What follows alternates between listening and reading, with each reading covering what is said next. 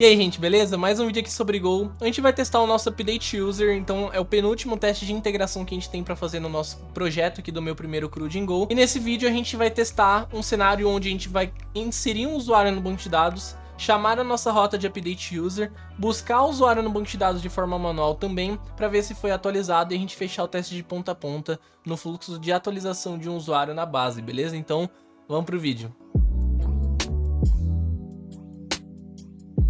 Então vamos lá, aqui como os outros vídeos a gente vai criar na pasta teste, vamos criar um update underline user, tá? Underline teste. Opa, aqui eu coloquei teste com T maiúsculo, então vou ter que dar um refactor aqui.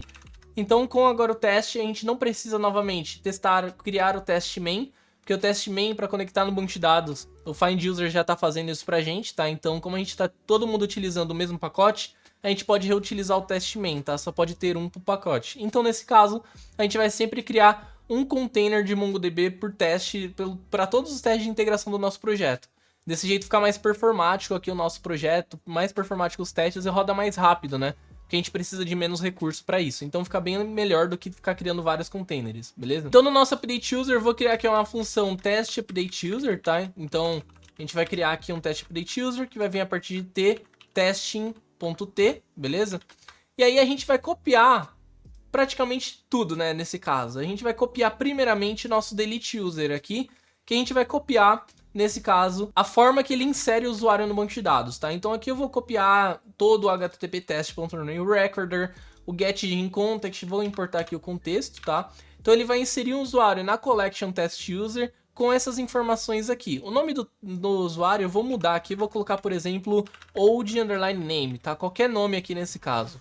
Você poderia colocar um autogerado, um random aqui para gerar uma string aleatória, mas eu vou colocar um old name aqui só para ficar mais simples para vocês entenderem, beleza? E aí no nosso update user, se vocês vão lá no nosso controller update user, vocês vão ver que além ele recebe um user request como parâmetro e ele também recebe o user ID como parâmetro de request. Aqui no caso, o user request é um JSON que vem no body e o parâmetro aqui de user ID que vem na URL, beleza? Então como que a gente vai fazer aqui? User ID a gente já tem ele parametrizado aqui, então a gente vai ter que criar o nosso user request, tá? Então eu vou colocar aqui user request, ele recebe de user update request, tá? Eu vou dar um fill all fields, e aí aqui a gente consegue atualizar no usuário o nome e a idade dele, tá? Aqui eu vou atualizar o nome e a idade deles pra gente conseguir alterar as duas coisas, tá? A idade aqui nesse caso eu nem acabei nem definindo, mas eu vou definir aqui, por exemplo, age vai ser igual a 10, tá? Só pra gente poder testar aqui esse cara também. A idade dele é igual a 10 e o nome antigo dele tá old name. Aí o nome novo eu vou colocar aqui rancoding new name, por exemplo. E a idade dele eu vou colocar um 50 aqui. Eu vou colocar um rand.int aqui nesse caso para ele gerar um número aqui pra mim. Então ele vai gerar uma idade aleatória aqui que ela tem que ser igual... depois que atualizar, ela tem que ser igual a esse número que ele vai gerar aqui de idade, tá bom? E aí a gente precisa fazer requisição em si. Para isso a gente vai copiar do nosso create user, que ele tem um exemplo de enviando uma requisição com body, tá? Então vamos copiar aqui esse cara, eu só vou precisar na verdade dessa parte aqui de cima. E aí eu vou importar aqui esse pacote JSON, tá? Com esse pacote JSON eu vou falar que o método é put, não faz diferença aqui nesse caso, é só por questão de padrão. Aí eu vou mandar user request como parâmetro e eu vou mandar esse parâmetro aqui ao invés de um parâmetro vazio, beleza? Ao invés de create user, a gente vai chamar o nosso update user e aí a gente consegue fazer os nossos assert, tá?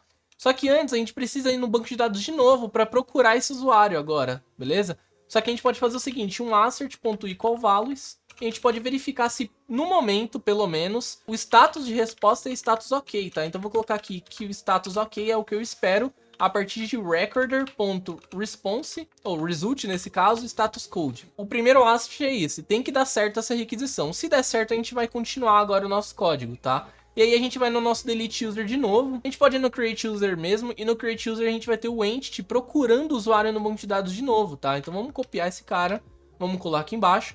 A gente vai criar um user entity e vai falar assim, ó, busca esse usuário lá pra mim. A partir de quem? Eu vou procurar a partir de ID, que é o ID que a gente criou aqui em cima, tá? Então, id.primitiveNewObjectId, eu vou pegar esse ID e vou procurar ele na base a partir de id.x, tá? Que é string. Nesse caso eu não posso colocar x porque eu vou procurar direto no banco de dados, tá? Então tem que ser ele não em string e sim primitive.objectid, tá? Ele tem que estar nesse formato aqui sempre quando você vai fazer a requisição direto para o banco de dados. E aí ele vai dar um database.collection e vai dar um find one nesse cara jogando em user entity. E aí agora eu posso fazer os nossos assert, tá? Então eu posso fazer um equal values e eu posso colocar aqui, eu espero, tá? Que o nosso user request .name ele seja igual ao nosso user entity.name, tá? E eu também espero que nosso user request.age ele seja o mesmo que o nosso user entity.age, beleza?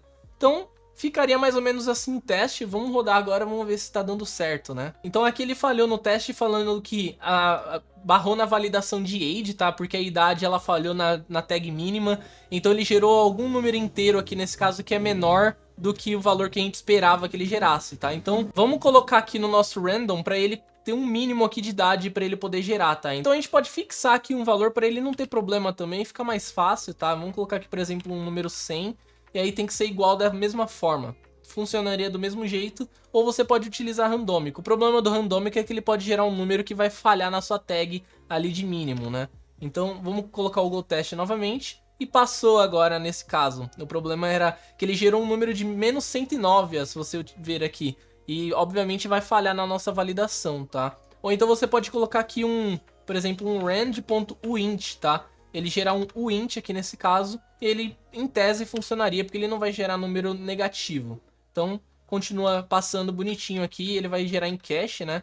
Mas todas as vezes que você gerasse, ele deveria funcionar da mesma forma, beleza? Então esse foi o teste aqui de integração no nosso update user, faltando agora somente o login user para a gente fechar a frente de teste em todo o nosso projeto, beleza? Espero que vocês tenham gostado, nos vemos no próximo vídeo em Go e até a próxima. Falou!